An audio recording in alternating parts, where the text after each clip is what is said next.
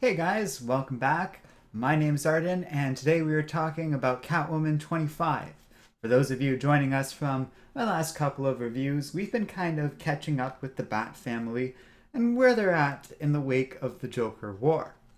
And today we're going to look into what Catwoman's been up to since she was kind of involved, I guess we'll say, however passively, with the events leading up to the war itself.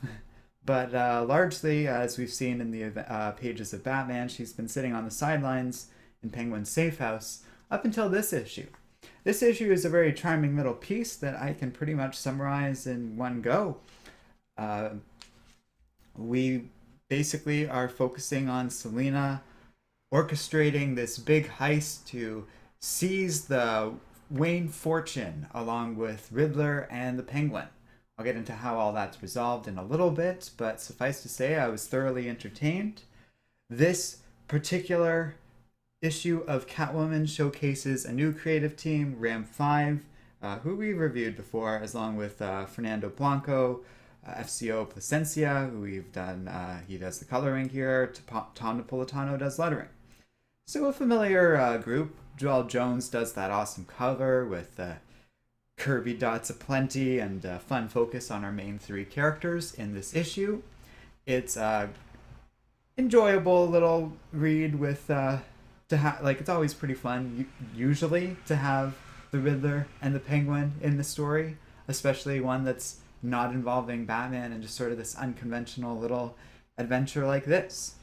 They're pretty great. The Riddler's belting out plenty of riddles along the line, and Penguin gets to really be Penguin for a solid moment here.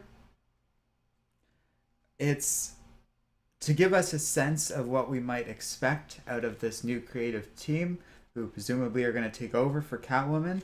It presents a pretty bright future with a fun character we can enjoy on the whole. Or like a take on the character, I guess we should say. Thanks for joining us again, Karsten. Good to have you.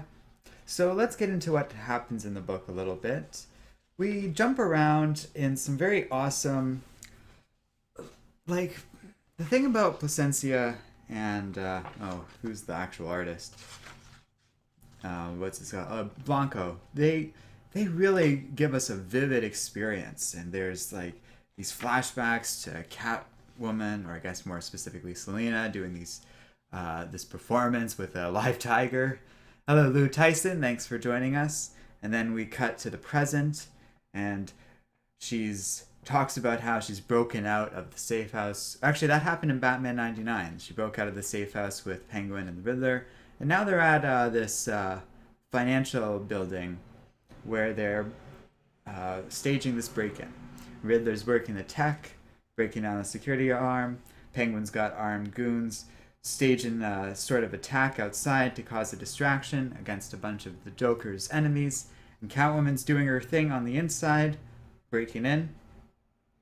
And things are going swimmingly. There's a huge explosion with the Penguin. It looks awesome from an perspective, like an artistic perspective. It's just very well drawn. And then we get a great shot of Penguin laughing. He keeps coughing because his throat got slit earlier. Yeah, whatever. But again, we get some cool flashes of Selina thinking to herself, and then she says, "This is it. This is the moment," because she's got the money, and then she plugs in a USB, and it's very clear she is not stealing this money for the villains. And she says, "Oh, sorry, boys, change of plans." Penguin's like, "Oh, I knew I couldn't trust you." It's a fun little moment between these three. And then Riddler's like, "All right, fine, but I'm setting off all the alarms." And then the security guards just see this big question mark with the green thing. And Selina has a fun little comment about like, "Oh, they're going to have trouble figuring out who was behind this now," which is a great joke. Then we get this excellent spread showing that, well, like she doesn't have their support anymore of these villains, but doesn't matter. She's still Catwoman, and she just fights off all these security guards, swings down this stairwell, and like jumps through this exhaust van to escape the building. it's one of those image sequences where there's many pictures of Catwoman across this static image of scenery. It's pretty well done on the whole. Kirsten says, "Wait, did Batman and Catwoman break up?" I don't even know. I think they're kind of together, but having their separate adventures at this point. If I understand things correctly, they're not really like together. I don't think is the resolution of all of that. But I would have to have finished and bothered to care about all of City of Bane for me to be able to properly answer that question, and I simply do not care. um, so this book kind of establishes that Catwoman's pretty on her own at this point. But I, the way they set up the whole thing with the Joker War and everything is that it felt like she couldn't be involved rather than wouldn't. So I'm not entirely sure. And this story makes it clear her character isn't that compromised because she's taking the money clearly uh, for the right people. Actually, I think they're not even stealing the Wayne fortune, but rather like the collective uh, money of the criminal empire. I don't know. Selina's moving the money in the right direction, though, to help the right people. Potentially even Bruce. I'm getting it all mixed up now. But anyways, Selina escapes the building and she gets shot by the penguin. But luckily, uh, what's it called? They get slammed by a car. Again, it's a well drawn moment. This detective Hadley saves her, and he races her off. She wakes up in, I believe, his apartment, and he's kind of patched her up. I assume they've had a history or something, but it's a well written scene, even though I don't particularly know this character. Giant DC says Batman and Catwoman are friends in City of Bane, so kind of. Yeah, I don't know if I've really missed anything. It's just sort of left ambiguous at the moment. And so that's why I feel unclear about their relationship, because the comics haven't been very straightforward about it. And I think it's dumb, frankly. They really should have just gone in the direction of that wedding. Karsten says, do you think Catwoman could win in a fight against Black Cat? I guess that really depends on who's writing it, honestly. I guess Selina's more experienced in theory and seems a little more older and mature, but like I said, that depends on who's writing it. Because there's like also the insane version of Black Cat Dan Slott did that was a mob boss. And Felicity is no slouch either, but I feel like Catwoman's the more original one, and I sort of naturally side with that. Anyways, Catwoman has the money. Okay, yes, now I'm remembering it as we're getting to this spot. Uh, Most of it's to go back to like Wayne Enterprises, and like she has a nice little conversation with Luke Fox actually, and then she says the rest is going to help Gotham's poor. That's why it's getting mixed up because the money gets divided up. And then she returns to Alleytown. And that kind of gets into what I was saying about I feel like she's kind of off doing her own thing. Because then we get this whole scene with Catwoman kind of setting up her own little thieves guild with these uh, street kids, we'll say. They're just kind of hiding out in this rundown building. And she says, like, I'm an expert thief, so I'm going to teach you. Then we get like a different story with her just kind of doing her thing and sort of establishing what life is like for Selina right now in Alleytown, kind of in the wake and fallout of the Joker War. And it's very charming because it's told from the perspective of her cat, who narrates it and talks, I feel, very authentically like a cat. So it has a good little sense of humor after some not dry books, but very humorless stories that are kind of showing these moving machinations for Catwoman. And these books are pretty fun. You can kind of get a glimpse of my reservations as we go along. Not so much with the story itself, but it does kind of feel like, oh, well, we're just back to this really could be any Catwoman story in any given era. The particulars are informed by this particular moment in continuity, but the general dynamic really could be any moment in history, and all that talk with the wedding really hasn't changed Selina's character, which is a little disappointing, but that isn't really this creative team's fault. And I feel what we've learned now about like DC and stuff is that they kind of walked that back and didn't want to go in that direction. I like the editorial team, and that was a mistake because Tom King, in his early days of writing Batman, really sold me on the idea of Selina and Batman being together and that being a positive thing for both characters. And then they just kind of abandoned it in a half thought out twist. So that's unfortunate, but this is a strong as hell book with three pretty cool stories. The primary thing is really focused on the heist, but there is a couple of good stories to really give us a sense of where things are going from there. Giant DC asks a perfectly fine question. Does Joker War take place before Death Metal? And I phrased it that way because, I don't know. I feel like it does take place before Death Metal. I can kind of vaguely... There's a gap, basically, between certain moments in the Justice League Snyder run that is followed by basically every Justice League book up until the one that was published last week, where they're out in space, and then they return to Earth, and presumably the events of Death Metal happen. And I think the Joker War happens kind of before even that little final confrontation with Perpetua. So during it kind of takes place over a year, Snyder's content with Doom and the war between Doom and Justice. All that stuff happens over a year, and I'm pretty sure the idea is the Joker War happens during some time along those lines. That would make the most sense. Otherwise, it kind of gives away the game a little too much with Death Metal. But as I was saying in last review, I don't think Death Metal is going to represent too much of a fundamental change to like the day-to-day DC universe. I think it's just going to open up a lot of possibilities for multiverse content and whatever, which is fun. But shouldn't, like, in some ways it shouldn't really matter if the Joker War takes place before or after what's it called? The Death Metal. I don't think it will affect anything because the characters are basically uninvolved in each story overall. And it kind of would have to, because we know Nightwing is sort of his full self in Death Metal. Not Rick Grayson or Dickie Boy or anything like that, which would make sense. Giant DC says, so Joker War takes place in 1 month. Yeah, that makes sense. I can't think of any reason why it wouldn't. With 5 parts, I would say it would probably take place roughly in 5 weeks.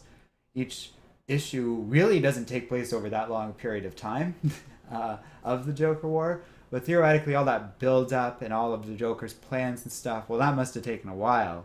But I think most of the events that we see take place over the course of a month, with the Joker like co-opting Grayson, dealing with Punchline and all that stuff, and then the actual events of the Joker War proper really feel like they only take place over like the course of a week at most. Like realistically, it's over a few days, like during that climax, and again at most, because Batman isn't like strung out on Joker gas for that long, and the events of the rest of the Joker War move pretty quickly in terms of the time that it actually represents within the story. Johnny DC says, man, DC's timeline is tough to fit everything perfectly. I don't believe that's much different than any other period of DC history. It really is just what you make of it, unless an explicit reference to the timeline is made, which comic books often do. But if you look at those older books, it's really just whatever you've read. You can kind of place in the timeline accordingly. I don't think that matters too much, like I said, unless it's explicit, because if you don't get the reference to something, then it really doesn't matter. And they try and make it so everything kind of vaguely takes place at the same time. I think it works more often than it doesn't if you sat down and went through every little nitty gritty detail of all these things and tried to date stuff, it would probably work more than some people might think. Entire story arcs often theoretically take place over the course of like a single day, a few hours, a week at most, like I was saying with Joker War. But like, let's just look at here. And I don't want to give all those away yet, but let's just grab a random pile of stuff and take some examples. So, for example, we know like various X-Men books are kind of drawn out, but the storyline with what's it called? All four books of the Empire X-Men thing on Genosha, that really couldn't have been longer than a couple of hours. Otherwise, that disaster, I feel like no battle lasts that long, right? um, Karsten, I have specific plans for what you're saying there in chat about Crisis of Infinite Earths. I happen to have a print book like right behind me on that pile over there, actually. So yeah, don't worry about that. Adrian was saying, I'm wondering what is going to happen with DC next year with death metal and the ending of so many DC titles. I really think it's kind of a wide open range at this point. Based on what Jim Lee says and the people kind of taking over, I think they're going to continue their trend of diversifying their brand, which isn't really all a bad thing per se. That'll include hopefully more black label books, more all ages and young adult stuff, especially more things published along the lines of Scholastic and kind of trying to get into that market, broadening things beyond comic book stores, and more mini series and kind of one-off things like that, which I absolutely feel they should do. That's a strong idea, which has a lot of potential, and maybe will avoid more series getting randomly canceled like that. You can kind of plan things out a little bit more, and I think that's the direction stuff is heading, and it's overall positive. If a creative team has a strong vision for an ongoing series, then they can do that too. I think DC really is going to kind of play the market a little bit. The major layoffs that happened behind the scenes really didn't have a lot to do with specific decisions at DC, but rather the larger stuff going on with Time Warner and AT&T. So that actually is a good thing in the world of comics, because it doesn't mean there's like major death throes going on as much as people constantly like to claim there is for the industry. Certainly COVID isn't great, but I don't feel there is that same level of structure necessarily. And DC is also investing in the digital market a lot, so we can expect to see more series along those lines going forward too. Johnny DC says, hopefully death metal causes the JL to reboot, create a new multiverse. I'm surprised you say that. Most people I would expect to be against that. I expect it to be more of something along the lines of the ending to 2015 Secret Wars, where we get a new, like, expanded kind of multiverse without rebooting all the continuity. That's what feels most appropriate right now, because it doesn't really feel like we need to redo everyone's origin stories again or go back. If anything, the best instincts might be to reconcile more existing continuity with the new 52 era characters and kind of broaden that a little bit with Superman. That might actually be the direction, to kind of Superman rebirth the entire DC cast, which would be pretty cool.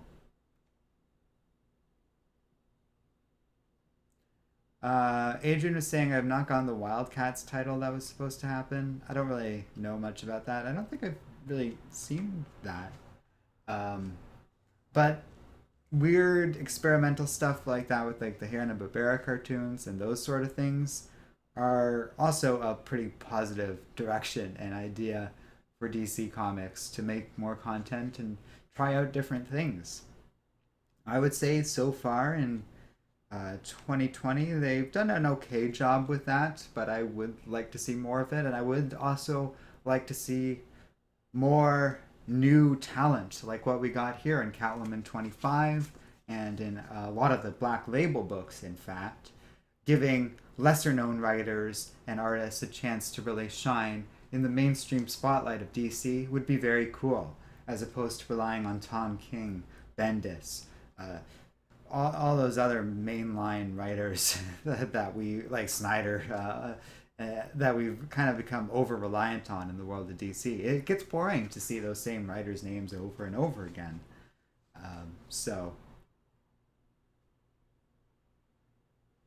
um, Karsten is saying, please forgive me, but you have been in a lot of live streams. I mean, I like them, but I do miss your read and review videos. I these streams don't take very long, although I'm trying to pull them back a little bit to try and strike a bit more of a balance between two things. We do have two events striking, but it's not like I'm not working on stuff around this. I also, if complete stories was like so important to our channel, like, because we get these comments every once in a while, people would watch them. Like, I've put out plenty over the last few years, and they really haven't been like, oh, huge runaway hits or whatever. So I don't like, I'll make them at my own pace, and that's all I can really say on the matter, because I have no reason to otherwise, right? So yeah, that's all I really have to say on complete stories these days.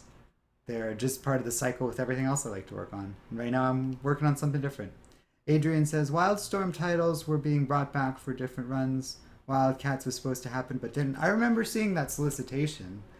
I don't remember seeing, sorry, not the solicitation, like a like concept art for it or something like that. But I don't remember seeing a solicitation. So I don't know if it ever got sold.